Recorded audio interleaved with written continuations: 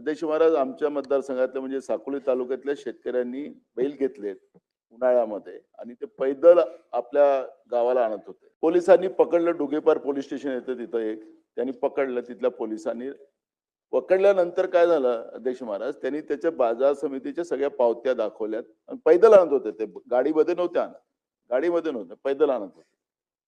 त्या पोलिसांनी त्याला पकडलं. त्यांनी तो गोरक्षण, एक लाखनी तालुक्यातील गराडा म्हणून आहे, नोंद करा त्याची.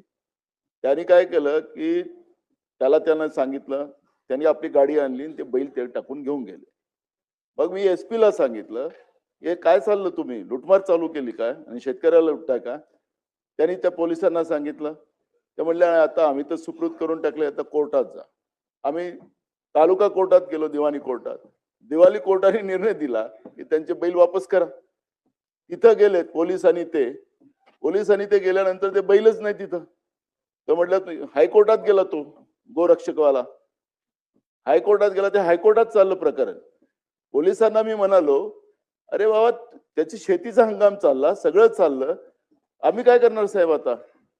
म्हणजे मी तुम्हाला सांगतो की कुंपणच शेत खात आहे. तुम्ही म्हणाला सुधीर भाऊ, याला कोणाचा विरोध नाही, आपण शेतकरी आहोत सगळेजण, पण गोरक्षणाच्या नावाने ज्या काही संस्था, पण हे जे काही आता भामटे असा शब्द वापरेल मी त्यांना, अशा निघाल्याने पोलीस, मी तुम्हाला सांगतो की या पद्धतीने लूट, तुम्हीच म्हणता ना 220 कोटी किती दिलेत, स्पेसिफिक प्रश्न क्या? 222.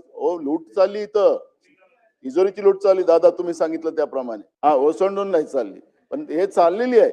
आणि म्हणून माझा आपल्याला स्पेसिफिक प्रश्न अध्यक्ष महाराज, तुम्ही म्हणाला तर ऑडिट करू. काय ऑडिट चाललंय? कोण ऑडिट करतोय? ऑडिट वाल्यांवरच ऑडिट करावं लागेल. या ज्या भागातल्या ज्या संस्था असतील तिथल्या आमदारांच्या अध्यक्षतेखाली एक कमिटी बनवा, म्हणजे लूट नाही होणार. आम्ही पण सगळे त्याला जबाबदार आहोत. गोरक्षण झालंच पाहिजे. मग आपण करणार काय? आणि माननीय मुख्यमंत्री महोदय, आपल्याकडे गृह खातं आहे. मी तुम्हाला हे शेतकऱ्यांशी निगडीत असलेला प्रश्न मांडला. आपण या सगळ्या विषयाची चौकशी करा आणि याची ऑडिट करायची व्यवस्था आमदाराच्या अध्यक्षतेखाली त्या तालुक्यातल्या ज्या असेल ते करणार का? तर आपल्याला ही लूट थांबवता येईल. हा माझा स्पेसिफिक